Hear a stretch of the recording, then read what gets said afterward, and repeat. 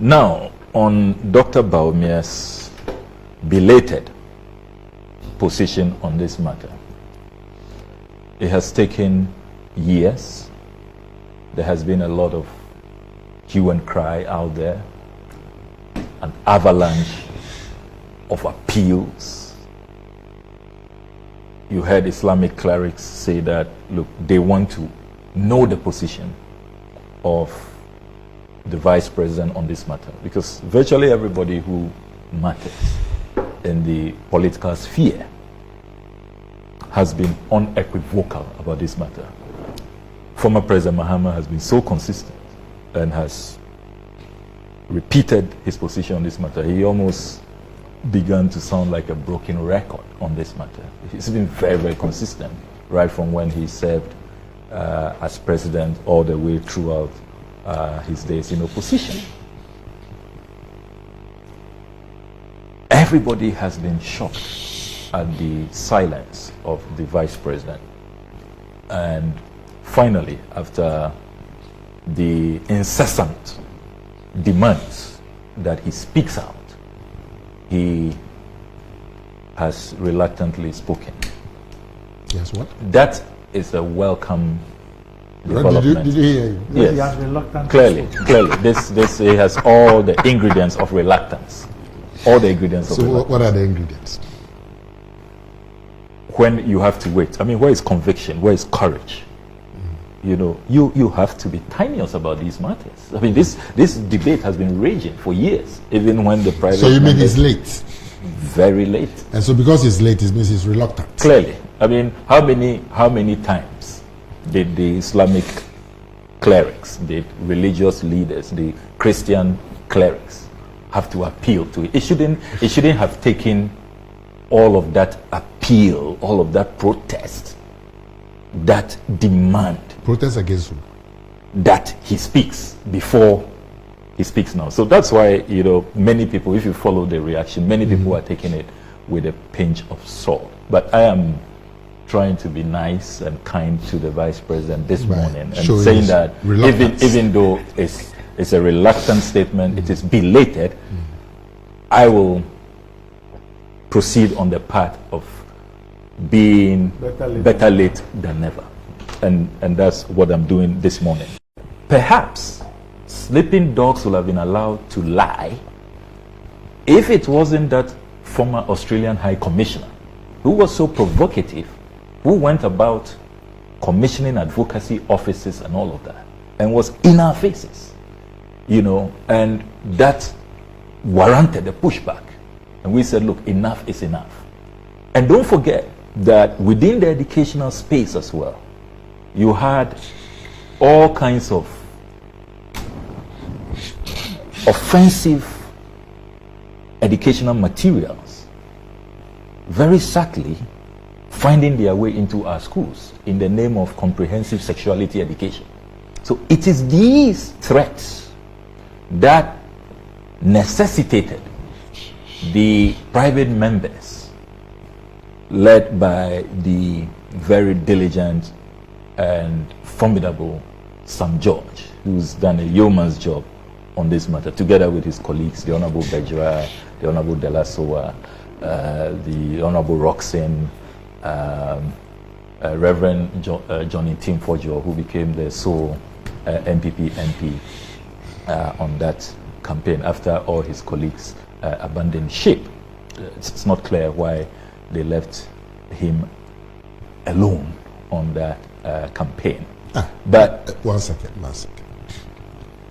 You mess up your own issue.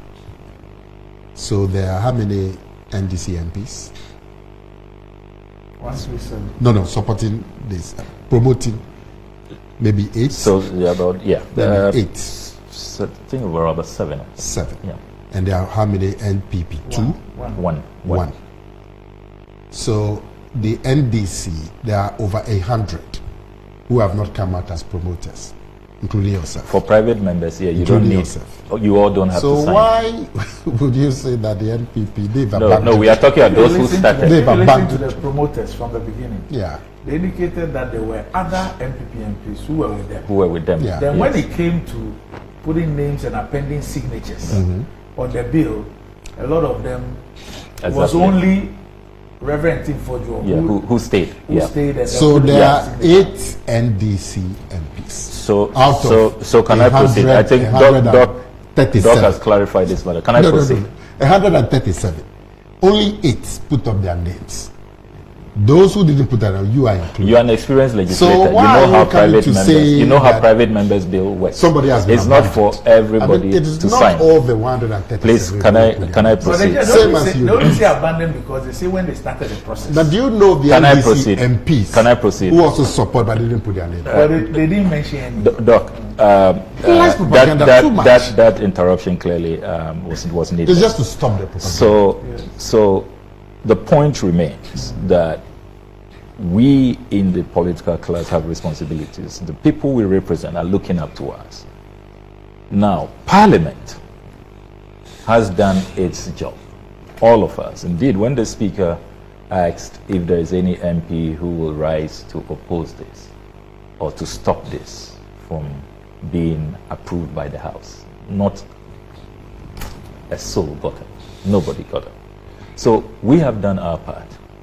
Now, we continue to do our part. If you Google, for example, my position on this matter, even when it appeared that diplomats were getting in the way. They put a fixed stamp on it now. The letter from Parliament. Who put that? I'm sure in the next 2 hours. Well, we'll get to know. So we'll get to know, because the leaders of the House insist that it's authentic, but we'll get to the bottom of it. So the point I'm making is that beyond the approval, I have been clear that, look, the pressure from diplomats will have to stop. They are beginning to meddle in our domestic affairs. We are a sovereign nation. They should back off. As ranking member of the Foreign Affairs Committee, it's not only been about words, but when we've had the opportunity, and those who have sat in meetings with us, with diplomats, would know that our position has been very, very clear, unambiguous. It has been absolutely in alignment with the hopes, the wishes, the aspirations, the culture, the norms, the religious practices of our people. Now you come to the Vice President. He is not in opposition. He must be telling us, beyond the belated statement on his position, what is he doing as number 2 to advise the president, particularly in the conduct of the president, which many Ghanaians have not accepted. Right from the letter that the secretary wrote to us and the president's vacillation on this matter. So he meets the clergy. It's a different posture, not under his watch, he will say. When Vice President Kamala Harris visits Ghana, then he pushes, he says, oh, you know, it's Parliament looking at it. You'll get to know my position later. So the vacillation, the oscillation has not been decent. It's not been a proud conduct of the president, and many have complained about it. Now here we are, the president is refusing to even accept a bill from Parliament as duly approved by the House and transmitted to him under the signature of the Right Honorable Speaker. What is Bawumia's position on that? Now, Vice President Bawumia is also the head of the economic management team. Was he in the loop? Did he know about the memo that the Ministry of Finance wrote to the president? That memo which leaked and became a matter of public discussion, advising the president not to assent to the bill if he receives it, that Ghana will lose money. I was so livid that our values, our norms, will be reduced to monetary, pecuniary interest. Incredible.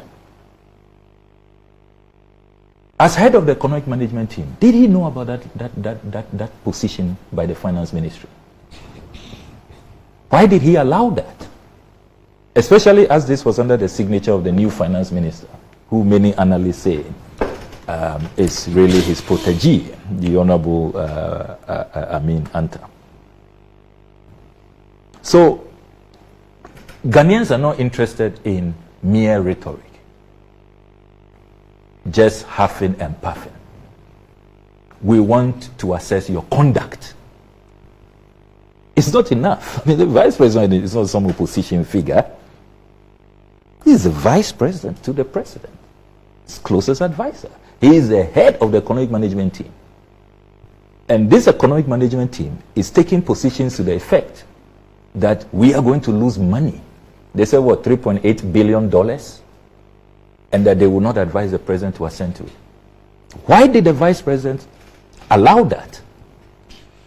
So, you see, let's be consistent. Our conduct in the public, when we are before the imams after they have protested, agitated, and forced you to comment, you are at their Eid festivities, you want to please them.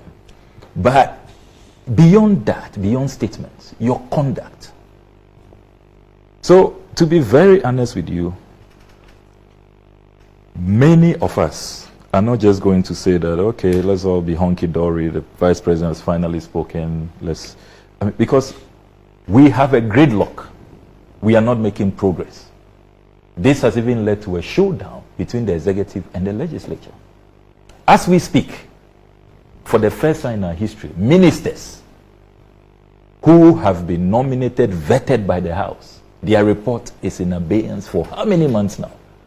Can you believe that as a country, in these critical times, you have key ministries like the Ministry of Health without a substantive minister?